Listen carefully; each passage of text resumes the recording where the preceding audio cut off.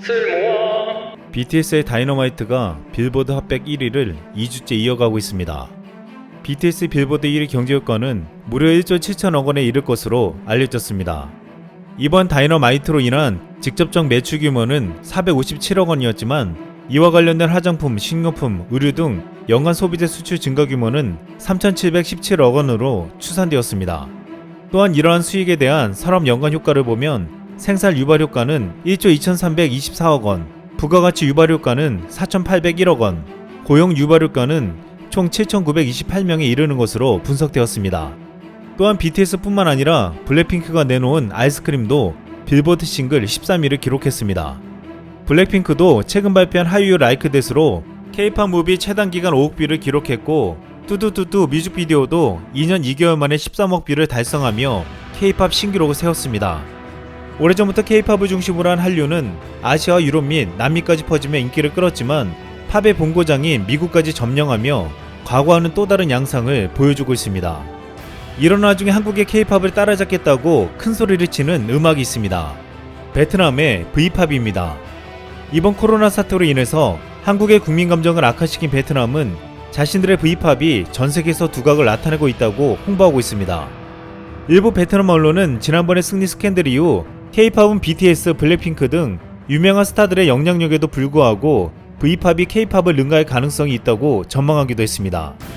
지난 4월 한 베트남인은 2020년 현재 한국에서 V팝 열풍이 불고 있으며 한국의 K-팝 가수들도 베트남어로 노래를 부르고 있다고 주장하기도 했습니다. 이런 주장에 우리 네티즌들은 어이가 없다며 V팝이란 건 처음 들어본다는 의견도 있었습니다. 그런데 베트남에서 이런 주장들이 나오는 근거가 있습니다. 실제로 V팝 가수들의 뮤직비디오가 1억회가 넘는 높은 조회수를 기록하기도 하고 베트남 슈퍼스타 중 한 명인 손뚱은 한류의 영향을 받은 대표적인 해외 가수로 꼽히며 갱스터 랩을 대표하는 래퍼인 스눕독이 참여한 신곡 Give It To Me 뮤직비디오가 공개 3일 만에 4천만 뷰를 돌파할 정도로 화제를 모았습니다. 실제로 이 노래는 지난해 7월 한국 유튜브 급상승 동영상 1위를 차지하기도 했습니다. 이것을 가지고 베트남에서는 한국에서도 V팝이 인기를 끌고 있다고 주장한 것입니다. 하지만 손뚱이 스눕독과 만든 곡은 대부분 한국 사람이 만든 것으로 알려졌고 한국 유튜브 인기 순위에서 잠시 등장했다가 사라졌습니다. 베트남 가수 미땀도 2018년 빌보드 차트 탑10에 올라 화제가 되기도 했는데 이 노래도 작곡가 조성진이 프로듀싱한 것으로 알려졌습니다. 조성진 작곡가는 90년대 잭스키스의 컴백, 핑클의 영원한 사랑을 작곡한 국내 히트 작곡가였습니다. 베트남 언론은 미땀이 V팝 여왕으로 거듭날 수 있었던 것은 프로듀서인 조성진 작곡가의 영향력이 컸다며 K-팝 한류의 인적 시스템과 문화적 특성을 기반으로 잘 만들어진 케이스라고 극찬했습니다. 결국 외국에 알려진 V팝은 대부분 한국 아티스트들의 도움을 받거나 영향을 받은 결과물들이었습니다. V팝은 동남아시아 중에서 K-팝의 영향을 가장 많이 받으며 새롭게 급부상하고 있다고 말하고 있지만 벌써부터 K-팝을 따라잡는다는 말은 많은 이들의 실소를 자아내게 하고 있습니다. 중요한 것은 실제로 한국에서는 V팝은 전혀 생소하다는 것입니다. 베트남의 지디라 불리는 손뚱이 한국을 찾았을 때 찍힌 영상은 국내에서 큰 웃음거리가 되기도 했습니다. 본인은 대중을 의식하고 걷는 장면이었는데 우리 시민들은 그가 누구인지 전혀 알아보지 못했습니다. 베트남의 이올이라 불리는 미땀도 2018년 장충체육관에서 콘서트를 열어 2,500여 명이 모이기도 했습니다. 하지만 대부분은 베트남 유학생들과 베트남 이주 노동자들이었습니다. 한국은 오래전부터 베트남 및 동남아시아 아티스트들과 교류하면서 K-팝의 노하우를 전수해왔습니다. 2017년 SM의 이수만 회장은 V팝을 K-팝에 이은 차세대 글로벌 대중문화 트렌드로 성장시키겠다고 말하기도 했습니다.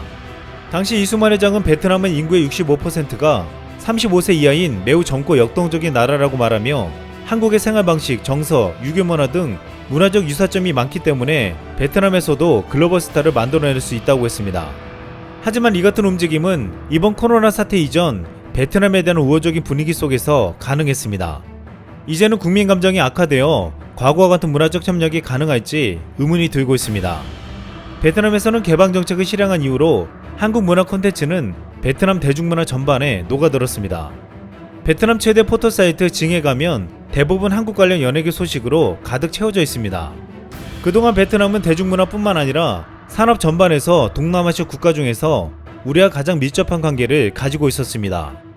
특히 삼성은 베트남 GDP의 30%를 책임질 정도로 베트남 경제에 절대적인 비중을 차지했습니다.